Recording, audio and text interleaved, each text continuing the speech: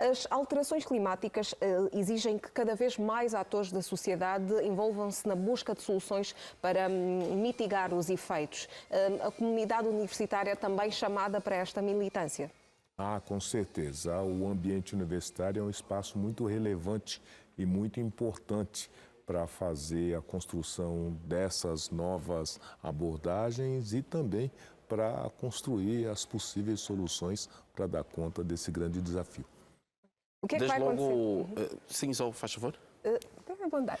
Pois, desde logo, quais foram as motivações para a definição deste tema, para esta abordagem neste momento específico? Nós temos lá em São Paulo, a cidade de São Paulo é uma cidade que tem muitas sensibilidades para essa agenda e que está exigindo uma intervenção muito potente.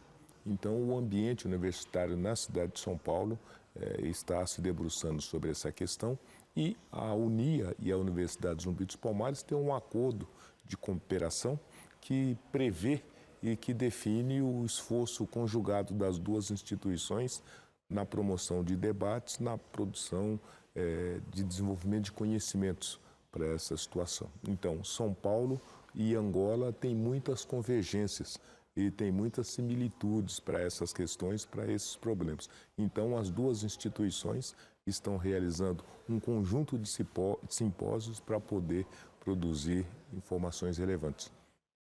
Serão também abordadas questões ligadas a educadores ambientais e climáticos, certo? Quem serão os oradores deste simpósio? Nós estamos recebendo, dentre outras personalidades, o secretário de Mudanças Climáticas do município de São Paulo, Dr. Renato Nalini, que é a grande autoridade que conduz essa agenda na cidade de São Paulo, mas também 2 representantes do governo federal do Brasil, que vêm discutir principalmente os aspectos geológicos, e também professores tanto da Universidade Zumbi dos Palmares quanto da Universidade Independente de Angola. As questões ligadas ao racismo também serão abordadas neste simpósio, certo?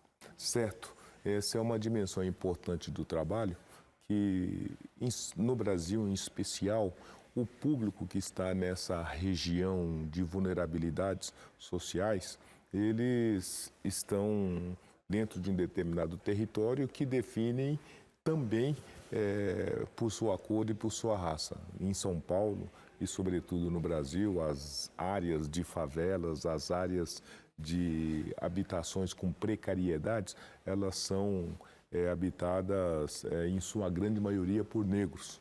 E a gente, então, tem essa preocupação de fazer com que esse debate possa contemplar essa dimensão e, da mesma maneira, trazer o ambiente universitário para pensar ações e propostas que contemple uma preservação ambiental e um combate aos extremos climáticos, mas que não deixe de fora e não deixe de ter um olhar de atenção para esse público que lá no Brasil, especialmente em São Paulo, é o público-alvo desses impactos desse extremo climático.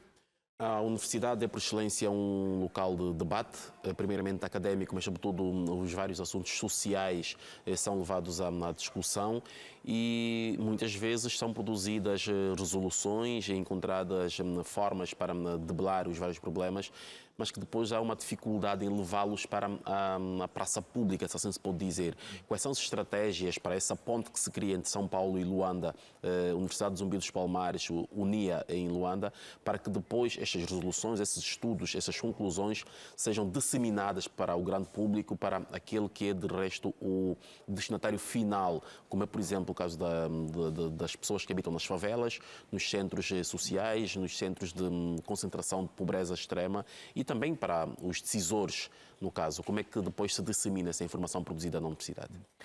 No Brasil, a legislação ambiental ela está sendo reformulada muito intensamente para também convocar e exigir o ambiente universitário para ser parceiro na produção dessas políticas públicas que vão enfrentar e tentar mitigar os efeitos desses extremos e dessa nova normalidade que é as mudanças climáticas.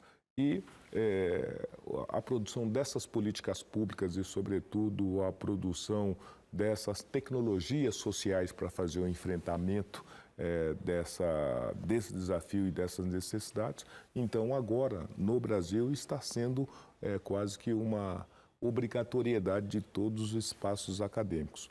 Formar internamente estruturas e mecanismos e depois formar a população para que ela possa estar qualificada ou capacitada para fazer também a operação e mesmo o combate dos efeitos desses extremos. Então, o ambiente universitário lá no Brasil, e nós queremos discutir aqui também em Luanda, é que ele possa ser um ator que, além de ajudar a produzir um novo conhecimento, além de auxiliar na construção das políticas públicas, ele também possa ser um ator importante na qualificação e preparação não só do entorno desses territórios, como também na preparação das pessoas, dos moradores desse entorno, para que eles estejam prontos para diante de uma eventual calamidade. Ok. Angola e Brasil têm contextos sociais diferentes. Essas medidas que vão ser discutidas nesse simpósio são aplicáveis aqui na nossa realidade angolana? São perfeitamente aplicada, né? Eu acho que vocês sabem, São Paulo e Luanda são cidades irmãs, né? E em São Paulo, da mesma maneira, a representação dos negros é da ordem de 40%. 40% dos 12 milhões de paulistanos são negros que habitam as periferias, e nessas periferias é onde tem a precariedade de estrutura do Estado.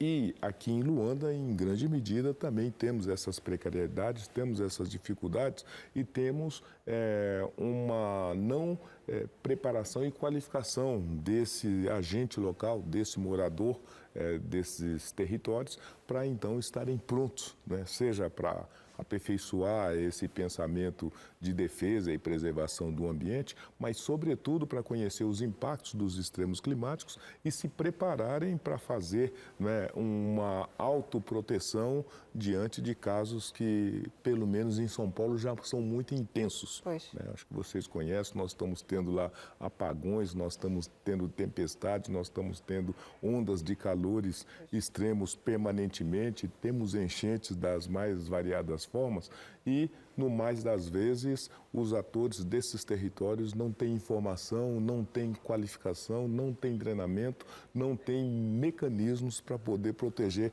a sua própria integridade e do seu patrimônio. Então, a universidade junta-se nesse esforço para preparar esse território e o público desse território para estarem mais qualificados para a situação. Quanto à adesão, será aberta ao público? Quem quiser pode participar? Como é que faz? Sim, é um simpósio público que reúne, então, autoridades, personalidades e acadêmicos. Na UNIA é público, todos podem participar e todos depois podem acompanhar também pelas transmissões da TV universitária da UNIA. Olhando para aquela que é a realidade atual de São Paulo, com muitas semelhanças e similitudes, tal como disse aqui, com Luanda, de resto, e Angola, de uma forma geral. Ontem foi dia de segunda volta para as eleições para o governador de São Paulo.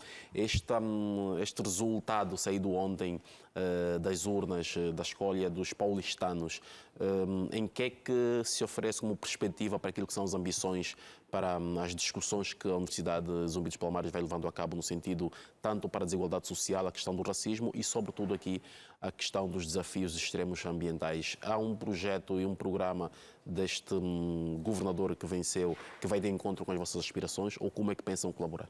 Pois talvez a importância desse assunto que nós estamos conversando é até o seu impacto mesmo na política, não é? Lá em São Paulo, por conta das eleições, o candidato vencedor quase perde a eleição justamente porque no momento da discussão e do debate eleitoral teve, né, um apagão muito intenso, com consequências das mais variadas, em que os paulistanos ficaram quase que 3 dias... Quase 3 dias sem energia sem elétrica. Energia. O que levou a que o governo federal adotasse uma medida para compensar as perdas das pessoas por essa causa. Exatamente, mas o candidato da situação quase perdeu a eleição por conta dos reflexos desse extremo climático, dessa manifestação do extremo climático. Então, eu acho que até por conta disso, ele deve estar agora muito mais interessado, muito mais sensível e muito mais atento, né, às questões dos extremos climáticos. Mas o fato é que o governante agora não tem outro caminho que não seja preparar a própria cidade, como preparar também os seus moradores para essas necessidades. E por conta disso, eu tenho a impressão que o governo, né, municipal que se elege vai ter esse interesse e essa disposição. Aliás, o secretário de Mudanças Climáticas de São Paulo, que está conosco nesse evento, é o secretário de Mudanças do governo eleito. Né? Então, seguramente, ele vai ter muitas informações importantes sobre as políticas, sobre as intenções e sobre as demandas e necessidades que essa nova situação vai exigir para a cidade de São Paulo, mas também, né, nós tivemos na cidade de Porto Alegre, no Rio Grande do Tanto Sul. para o Brasil de uma forma geral e uma realidade que Angola poderá tirar proveito agora com este simpósio que vão organizar amanhã. Magnífico, reitor. Muito obrigado pela presença aqui. Queremos fazer votos de que tenham uma atividade bastante participativa e frutífera amanhã nesta parceria com a Universidade Independente de Angola. Eu que agradeço a gentileza e transmito um abraço a todos.